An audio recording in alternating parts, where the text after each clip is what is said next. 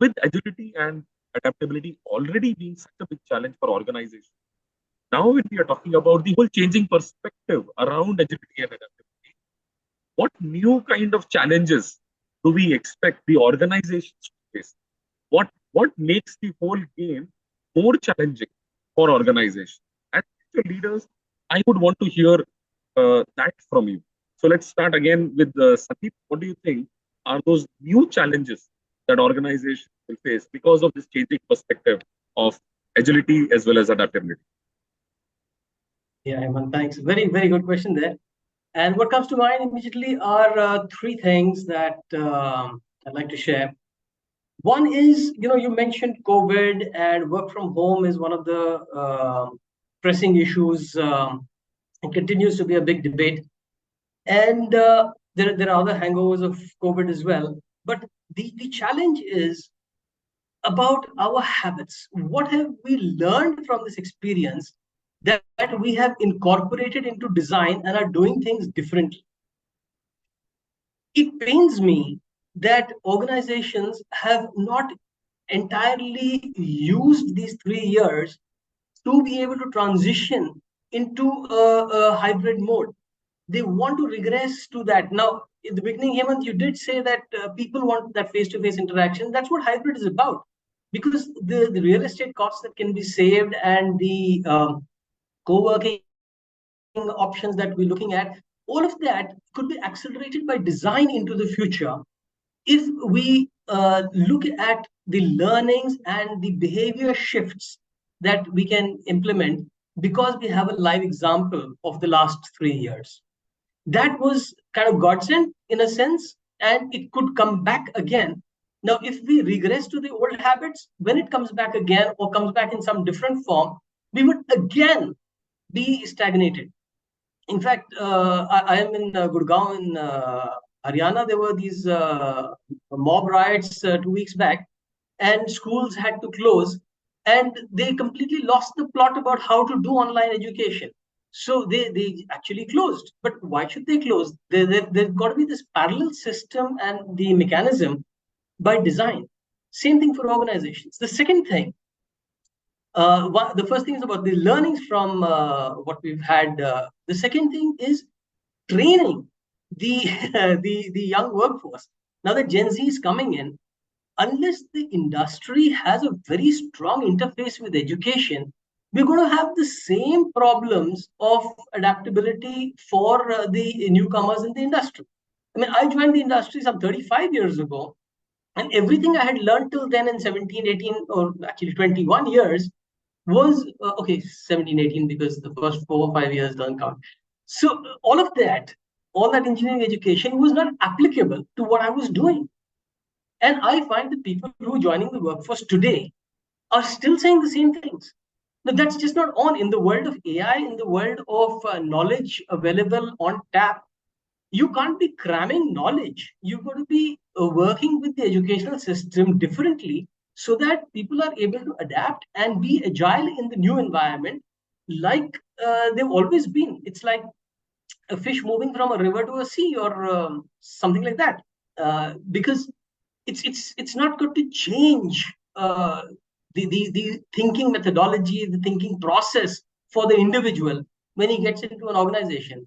It's got to be a smooth curve. And for that, industry has to play a very important role moving forward. Otherwise, it's going to be a very serious challenge, especially now that with technology growing so fast. There is a very broad gap that occurs if you don't adapt fast. So, and technology is compounding the problem in the third way. And that is like you were saying about AI. Now, unless people look at using technology with a level of consciousness and a higher consciousness, we are going to be subject to, I mean, I've got two technologists on this panel, so I'd love to hear what they say, but I think we're going to be subject to technology overloading us because we are fueling that. The technology is, in a sense, got that reptilian brain. It just responds instantly.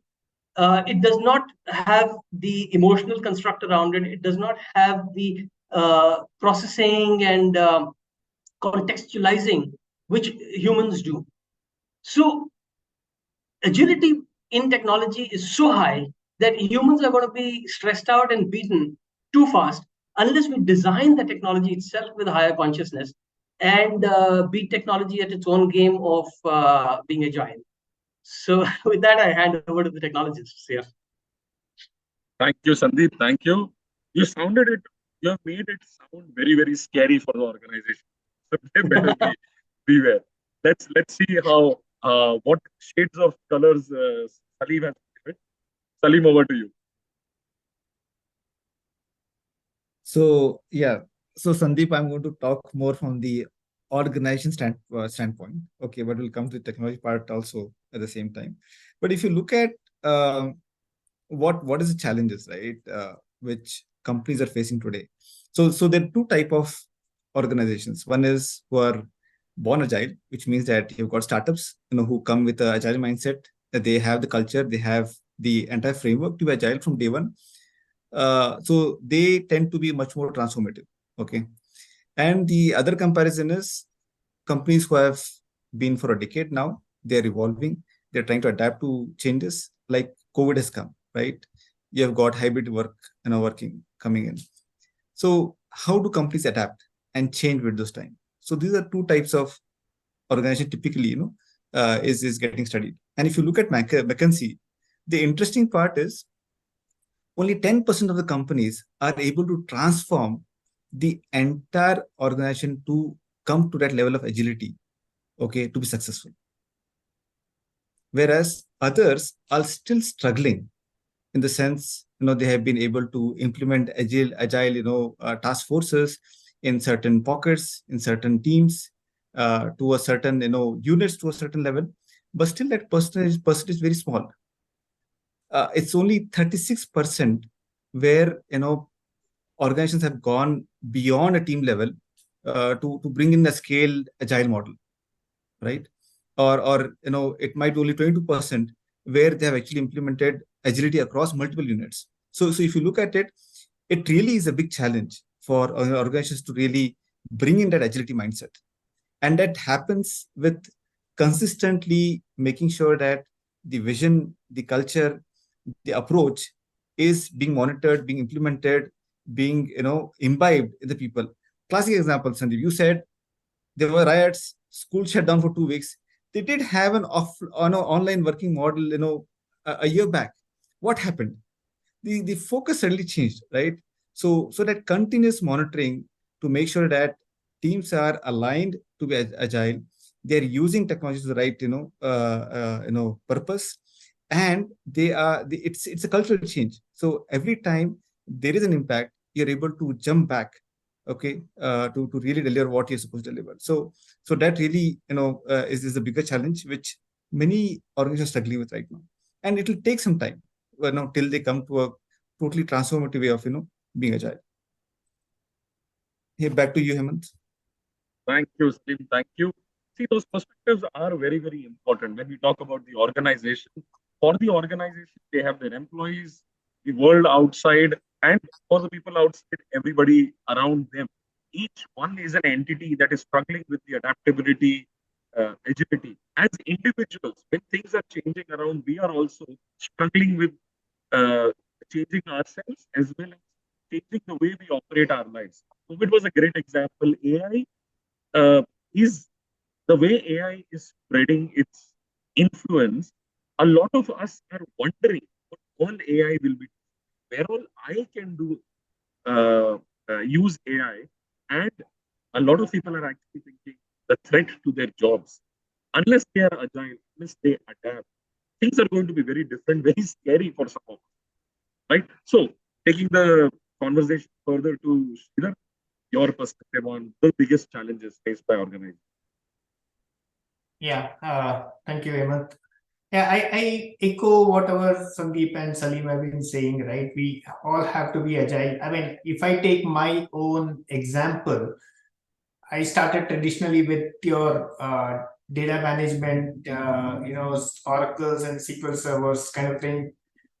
things have come, right? We have big data that came in, now we have cloud, and now AI. I mean, I think I've been just trying to catch up with everything that has come up, and it's difficult. And but you have to adapt yourself to survive in the industry, and same for businesses too, right? You have to keep you have to be agile, you have to be adaptive, and you have to keep changing with the changing time and technologies, right?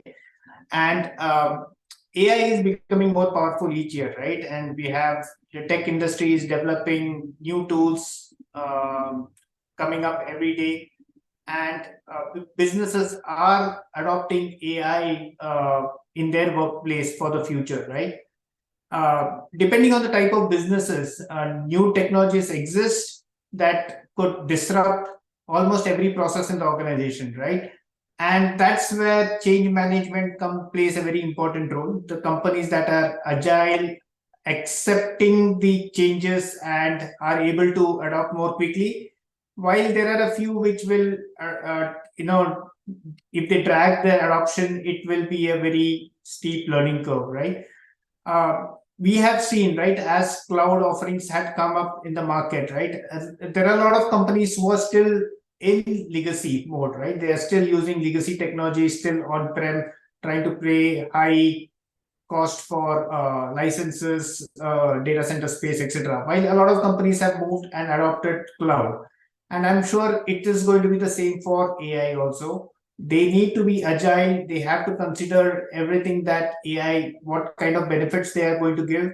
And it all depends on the leadership, right? Like what kind of leadership strategy and vision that you put for your companies, and then you develop your technology, data, and organizational change management aligned to that, and develop a clear roadmap to how to adopt this changing scenarios. Yeah, that's my point of view, Hemant.